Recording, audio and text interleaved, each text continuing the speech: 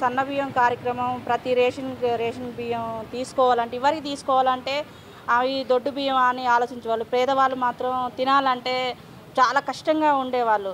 KG బియ్యం కొనుక్కోవాలంటే వాళ్ళు పనికి పోతే రూ. 1000 కూడా వస్తాయో రావో తెలియదు. 800, 700, 600, 300 అట్లా చేసుకునే వాళ్ళు ఉన్నారు. ఇంట్లో పిల్లలు తల్లి ఇంట్లో కుటుంబం ఒక నలుగురు ఉండొచ్చు, 6గురు ఉండొచ్చు.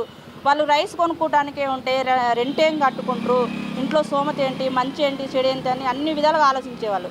ఈరోజు నలుగురు ఉన్న ఇంట్లో 20 కేజీలు 18 కేజీల రైస్ వస్తుందంటే ఆ రోజు 24 కేజీలు వస్తున్నాయి రైస్ అంటే ఆ రోజు వారికి ఆ నెల వరకు వాళ్ళకి ఎంత హ్యాపీగా ఉంటారు. 25 కేజీల రైస్ కొనుక్కున్నంత వాల్యూ ఉంది.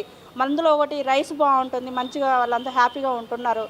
మళ్ళీ అందులో ఒకటి కరెంటు కూడా 200 యూనిట్లు ఫ్రీ వస్తుంది, గ్యాస్ 500కే వస్తుంది. ఇంతకంటే ఇక మనకి ఈ పరిపాలన అసలైన అసలైన తెలంగాణ అంటే ఇప్పుడు అనిపిస్తుంది. తెలంగాణ వచ్చింది ఇప్పుడు అనిపిస్తుంది. ఏ విధమైన ఏదైనా పేదవాడనే కాదు, మామూలుగా మామూలుగా ఉన్నవాళ్ళు కూడా ప్రతి ఒక్కరు కూడా ఈ రైస్ వండుకుంటారు, తింటారు. ఇవరికి తెచ్చుకొని కూడా వద్దులే ఆ రైస్ ఒకటి తినకుండా కూడా కోటాలో రేషన్ కార్డునే వదిలేసేవాళ్ళు.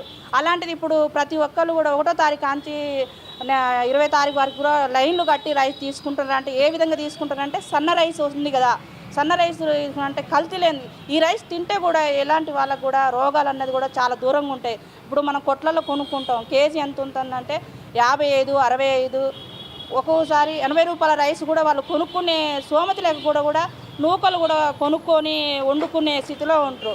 అలాంటిది ఈరోజు సన్న రైస్ వచ్చిందంటే ఇక ఇది తెలంగాణ, ఇప్పుడు తెలంగాణ వచ్చిందన్న ఫీలింగు ప్రతి ఒక్క పేదవాడికి, ప్రతి ఒక్క ఇంట్లో మహిళలు హ్యాపీగా సంతోషిస్తారని నా మనస్ఫూర్తిగా నేను అనుకుంటున్నాను. ఎందుకంటే నేను చూసినంత వారికి కూడా చాలామంది రైస్ కొనుక్కుంటుంటే ఎంతమంది బాధపడరో, ఎంతమంది ఇదయ్యారో. ఈరోజు ఫంక్షన్ కూడా చేసుకోవాలన్నా కూడా ఈ రైస్ తోటి కూడా ఫంక్షన్ చేసుకునే అంత ఆలోచన వాళ్ళకు వచ్చింది. కానీ నాకైతే నిజమైన తెలంగాణ ఇప్పుడు వచ్చిందని నేను మనస్ఫూర్తిగా నమ్ముతున్నాను.